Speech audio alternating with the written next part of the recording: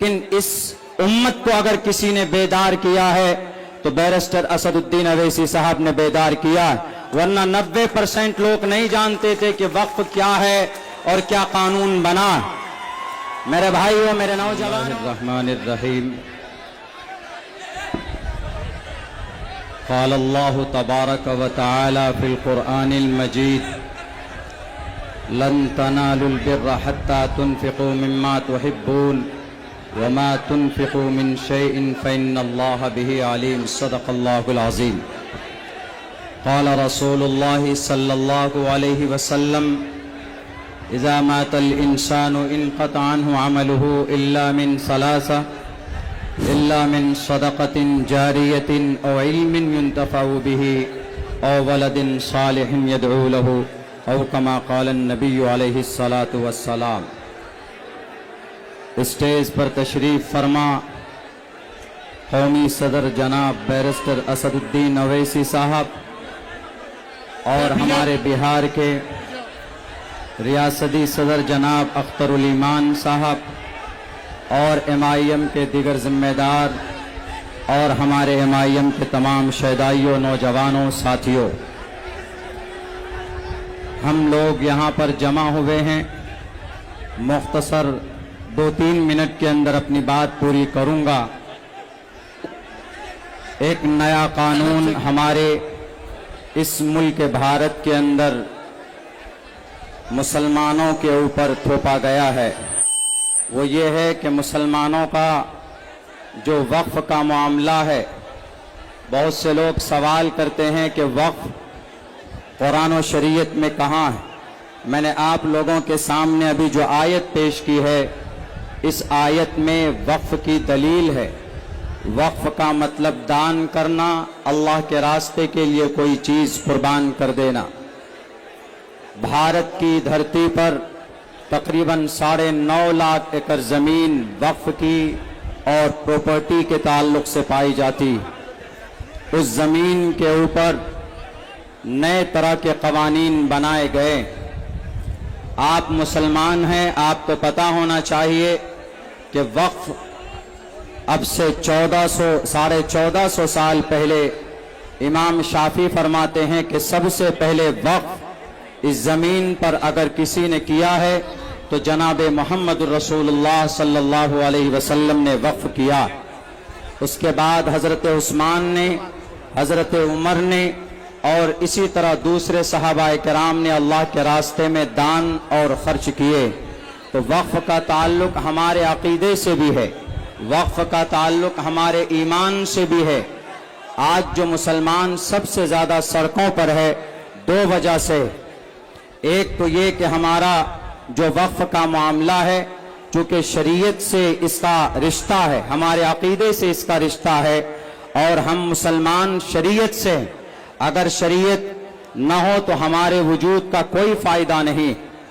دوسری بات یہ ہے کہ بھارت کے سمویدھان میں، بھارت کے جو قانون بنا ہے، اس کے اندر کئی سارے آرٹیکلز کے ابھی جو قوانین بنائے گئے اس کی خلاف ورزی کی گئی۔ مسلمان سب سے زیادہ سڑکوں پر اس لیے وہ اپنے عقیدے کو بھی بچانا چاہتا ہے اور بھارت کے سمویدھان کو بھی بچانا چاہتا ہے۔ میرے بھائیوں، نوجوانوں، مسلمانوں، آپ یقیناً اس وقت آپ میدان میں ہیں۔ ملک ہندوستان میں اگر اس بل کے خلاف سب سے زیادہ جس جماعت نے بڑھ چڑھ کر حصہ لیا ہے، اس جماعت کا نام آل انڈیا مجلس اتحاد المسلمین ہے۔ وہیں پر دوسری جماعتیں بھی بڑھ چڑھ کر کام کر رہی، لیکن اس امت کو اگر کسی نے بیدار کیا ہے تو بیرسٹر اسد الدین اویسی صاحب نے بیدار کیا ہے، ورنہ 90% لوگ نہیں جانتے تھے کہ وقف کیا ہے اور کیا قانون بنا۔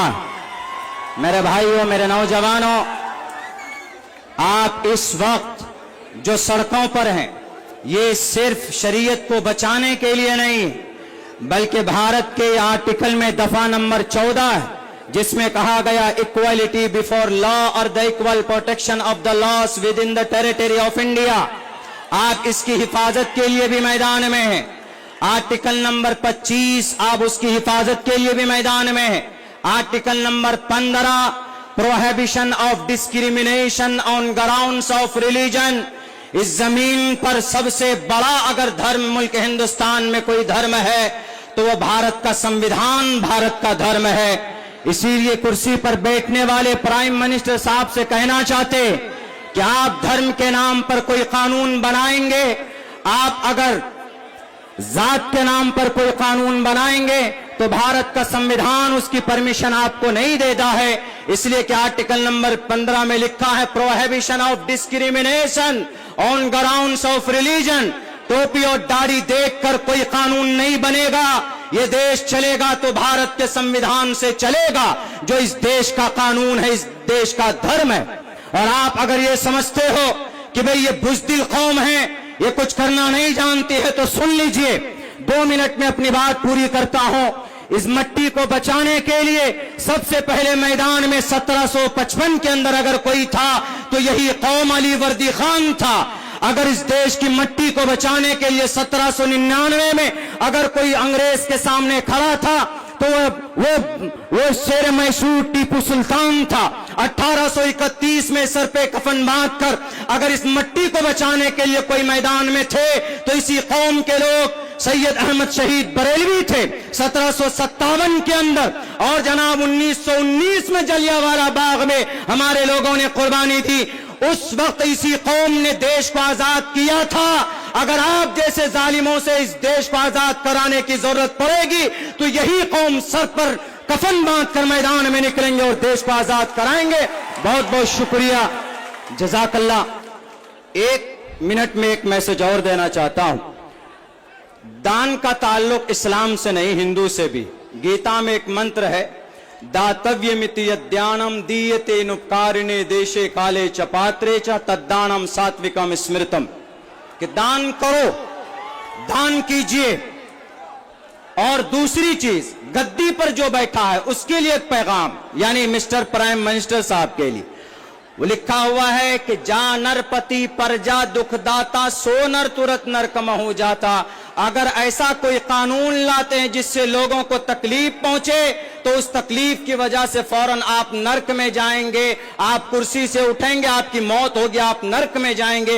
ये भी आपके लिए इबरत है। मिस्टर प्राइम मिनिस्टर साहब, ये आपके ग्रंथ में है, याद रखिएगा। गद्दी पर बैठे हैं, सबको लेकर चलिए तो इंशाअल्लाह इस देश का भला होगा। बहुत बहुत शुक्रिया, जज़ाकल्लाह। अस्सलामु अलैकुम व रहमतुल्लाह।